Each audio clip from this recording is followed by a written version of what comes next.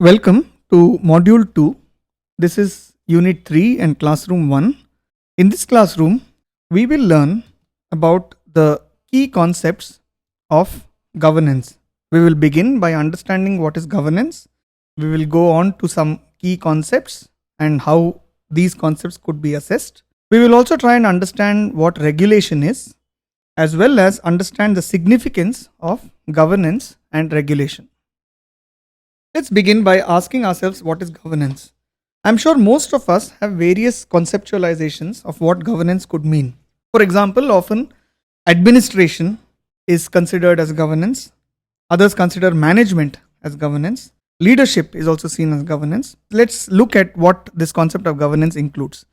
The World Bank defines governance as the exercise of political authority and the use of institutional resources to manage society's problems and affairs. A few key terms here. One is the fact that governance stems from political authority. So, for example, if we talk of health governance or governance within education or any of the social sectors, even though governing these institutions is a technical matter, the idea of governance stems from legitimacy given by a political authority. For example, if it's an elected government, be it the Zilla Panchayat or be it the legislature or be it the bureaucracy. So these institutions are given legitimacy by way of them being elected representatives of elected governments. The second part about governance, we referred to it earlier, is that it is not merely administration. Administration is certainly a part of governance, but it's not limited to administration. Neither is it limited to management. So as you can see in the definition, it's the ability of the system to steer or push the services towards managing of the society's problems and affairs. We will try and understand it a bit more. One of the ways of looking at what are all the various components of governance is to look at how governance is measured. Look at the WHO definition. So the WHO put together several things that together constitute governance. So they say the tradition and institutions by which authority is exercised and encompasses capacities to formulate sound policies, generate intelligence, manage resources, exert influence through regulation, provide services efficiently and ensure accountability, including through processes that allow citizens to select and hold accountable, monitor and replace government. So as you can see, the WHO definition of governance is quite vast and is much beyond technical domains of health, education, etc. It encompasses also mechanisms through which people exercise their right to vote. It includes mechanisms through which people are able to convey grievances or able to negotiate with the local governments, local bodies, etc. In this scheme, you can basically look at all the various components that could be used to assess governance. So these are basically indicators to monitor and assess governance. These are basically proxies that, if assessed, tell us something about how governance of health or education or any social sector is being conducted in a given district or state or society. Let's try and understand each one of these components of governance. So the first one is on voice and accountability. You must all be familiar with the concept of accountability. Even in common English terminology, it is used to understand, to hold somebody responsible is often the context in which accountability is used. Accountability refers to the effectiveness of citizens and institutions to exert influence on government action. For example, if you have a body like the Arogya Raksha Samiti or the Rogi Kalyan Samiti that is created under the National Rural Health Mission. These samitis or committees exist in all health centers and they provide a mandate by which people from within a given village or a district are able to legitimately sit and question some of the services or the performance of the health center or health staff. Now, ideally, they would be the voices of the people and they would hold the service accountable for any gaps. So that's where the principle of accountability comes in.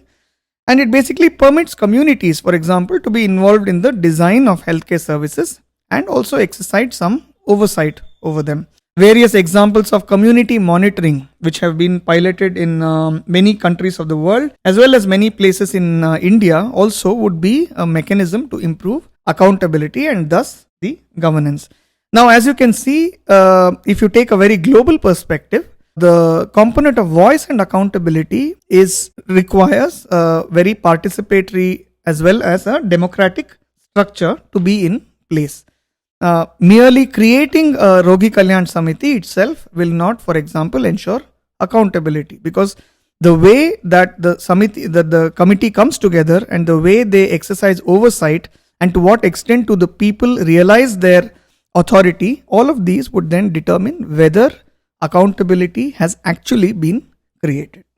The next component of governance is, of course, it's very important. It's often taken for granted. There ought to be political stability and absence of violence. Of course, in the WHO definition, they are still talking of very things that in most parts of India are often assumed because over time, India has been able to establish itself as a constitutional democracy. But if you bring down political stability to the district level, or say to a hospital in a private setup or in an NGO setup, so this component of governance will refers to what extent is there a stable leadership, an element of safety where people feel safe enough to go and question or participate in the governance of that institution. So this is the second component of governance. So it could also indicate local stability at the district level or in a hospital, etc. Stability of leadership and stability of administration and management. The third component of governance is regulatory quality. Now, regulatory quality refers to the ability of the government to provide sound policies and regulations that enable and promote private sector development. Now, the regulatory quality is, if you look at the health system, the regulatory quality is firstly not, regulation is often assumed to be policing, as if the government has to implement laws such that the private sector is policed, such that it is controlled. But while control is certainly a component of regulation, regulation is not entirely about policing. If you take the example of the Private Medical Establishment Act, in many states of India as well as in Government of India, there is a Private Medical Establishment Act. The purpose of this act was to regulate the so-called private sector. So one of the components of this regulation would be to ensure, firstly, that the private sector is able to perform without barriers. It is able to discharge its goal of patient care. But at the same time, the government's interest is in protecting and ensuring that the health of the people is not compromised. So regulation is not merely about policing, and in the case of the Private Medical Establishment Act, the regulation or regulatory capacity indicates to what extent the government is able to ensure that the private sector is also able to provide safe and good quality of healthcare. So regulation could involve policing, but it's not entirely about policing. One component of regulation is certainly to enact legislation. One of the instruments of regulation is legislation in a democracy. But in addition, regulation also involves implementing the legislations or the policies in such a way that the original goal of making a legislation is reached. So this is another component of governance, which is the effectiveness of the service delivery itself. Now this refers to, of course, the quality of the delivery of public services, be it health, education, be it the capacity of the civil service, which basically administers and manages the various public services, or be it the independence of these structures from political pressures. So I would like to emphasize that if you go back to the original health system model that we looked at, there is also a component of service delivery within the health system, where also we spoke about quality and capacity for management and leadership. So in addition, when we talk of governance and its effectiveness, we are also talking of the last point here, which is the ability of these services to be as independent as needed from the political establishment. The next component is, of course, the rule of law. This is certainly far away from core health services, but yet this is an important component of governance that also influences the ability of the health services. The rule of law, of course, refers to the extent to which agents, which means actors or the authorities, have confidence in and abide by the rules of society, including the quality of contract enforcement, property rights, police, and the courts, as well as the likelihood of crime and violence. Now, you might wonder where this fits within the health system. So, if you look at the various legal instruments used in health, for example, the Consumer Protection Act or grievance redressal mechanisms, issues between patients and doctors which go to courts. So, in these respects, or for example, the Prenatal Diagnostics Act which bans sex determination. So, these are all laws, and this component of governance looks at to what extent these laws are implemented and abided by. Certainly, one of the important components, and especially relevant in many lower or middle income countries and perhaps elsewhere also, is the control of corruption, which is basically the use of public office for private gains. So, in healthcare, this could include informal payments solicited by medical or health workers for providing care in government establishments. It could control of corruption is also the extent to which a government manages to track and control the influence that corruption has, and such that it does not affect the performance of the health service. Now, these were the various components of governance. If you just go back to the original scheme, so these were all the various components of governance that we covered. You could look at various others, but in the eyes of the World Health Organization, these are the most important functions that, if measured and if performing well, one could say that the governance environment in that country or district or state is positive. In summary, although governance seems to be much more political, governance seems to be much more outside of technical health service delivery, you must remember that governance is an important building block of a health system. So, health workers may not have much control, especially if they are in the government. They may not have much control over changing the governance of the health system, but it has important implications for design and delivery of programs.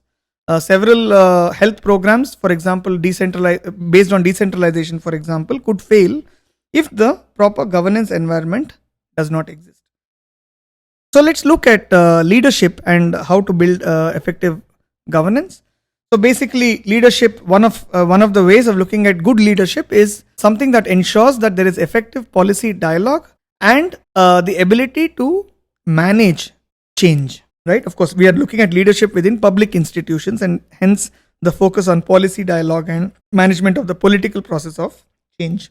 So basically, policy dialogue involves three components. Remember that we are talking of policy dialogue and not policies themselves. A good leadership should be able to provide a space for policy dialogue where there is effective participation and negotiation. There is a good information system, which means that there is a good evidence base for making decisions, as well as there is an environment which allows innovation. So there is an environment that nurtures creativity and that picks up local solution and is able to implement such creative solutions system wide. So an ideal leadership is able to provide such a policy dialogue.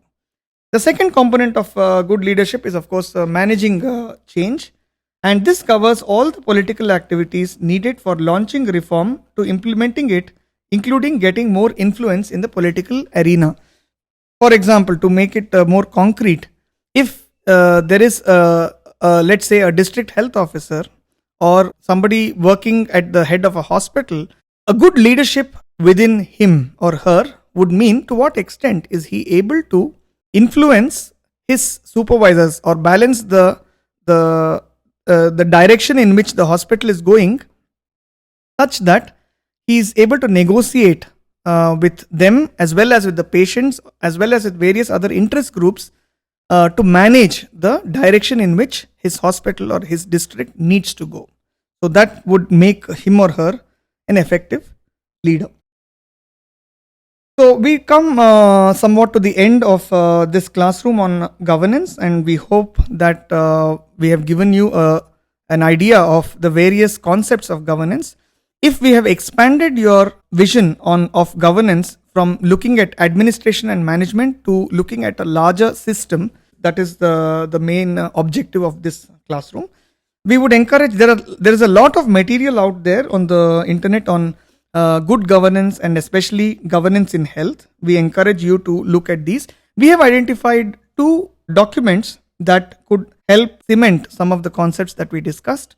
One of these is this paper published in Health Policy and Planning from 2011, which looks at the lessons on governance from the Karnataka experience. It basically looks at the paper describes the experience of the Karnataka Lokayukta in the early part of the 2000s and tries to understand how it functioned and to what extent it was able to bring about a change, as well as several limitations of the policing sort of an approach taken up by the Lokayukta. And another reading is this policy brief by Boston University School of Public Health, which looks at the role of grievance redressal mechanisms, which is one of the main gaps in Indian government health services, and it looks at complaints mechanisms in health organizations and discusses various aspects of that.